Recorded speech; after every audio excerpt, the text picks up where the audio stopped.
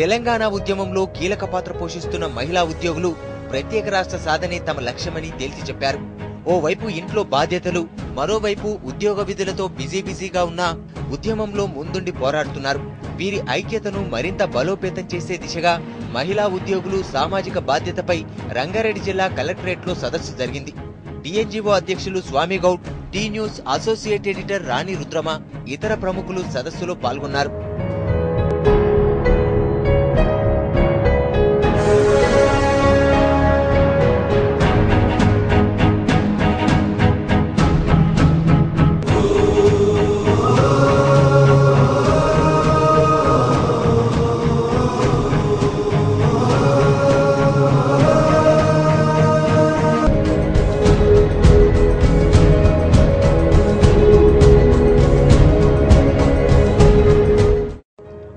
తెలంగాణ ఉద్యమం కోసం మహిళలంతా కలిసి రావాలని టీఎన్జీఓ మహిళా నేతలు పిలుపునిచ్చారు.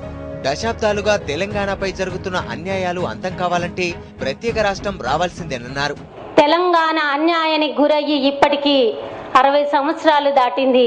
నెక్స్ట్ తరాల కోసం ఉద్యమాన్ని మన భుజాలనెత్తుకొని నడుస్తున్న వాళ్ళుగా మనందరం కూడా ఈ ఉద్యమంలో ముందుండాలి. మనము ఏదైతే వివక్ష గురి అవుతున్నామో అది రేపు వచ్చే తరము మన పిల్లలు గురి కావద్దు. మన పిల్లలు మన దగ్గరనే ఉండాలి, మన దగ్గరనే జాబులు చేయాలి. వాళ్ళకున్న పర్సెంటేజ్ ఆఫ్ జాబ్ ఏదైతే రేషియో ఉందో ఆ రేషియోలో మనకు తప్పకుండా రావాలి అంటే మన తెలంగాణలోనే మనకి సాధ్యమవుతుంది. సీమాంధ్ర పెట్టుబడిదారుల ఆర్థిక మూలాలను దెబ్బకొట్టే శక్తి తెలంగాణ మహిళలకే ఉందని tea News associate editor Rani Rudrama చెప్పారు. ఉద్యమంలో మహిళలు చురుగ్గా పాల్గొంటున్నా తెలంగాణ నేతలకు మాత్రం బుద్ధి రావడం లేదని విమర్శించారు. రూరల్ ఏరియా నుంచి చూసుకుంటే హైదరాబాద్ సిటీ దాకా అందులో మహిళా ఉద్యోగినుల పాత్ర నిజంగా స్వాతంత్ర ఉద్యమంలోనన్నా ఇంతమంది మహిళలు పార్టిసిపేట్ అయ్యిండ్రో కాలేదో గానీ తెలంగాణ ఉద్యమంలో మాత్రం అంతమంది మహిళలు బయటకు వచ్చిండ్రు.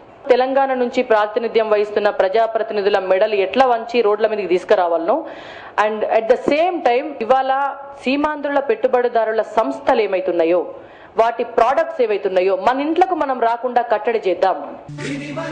ప్రత్యేక రాష్ట్రం ద్వారానే తెలంగాణలోని భవిష్యత్ తరాలకు న్యాయం జరుగుతుందని మహిళా ఉద్యోగులు అభిప్రాయపడ్డారు.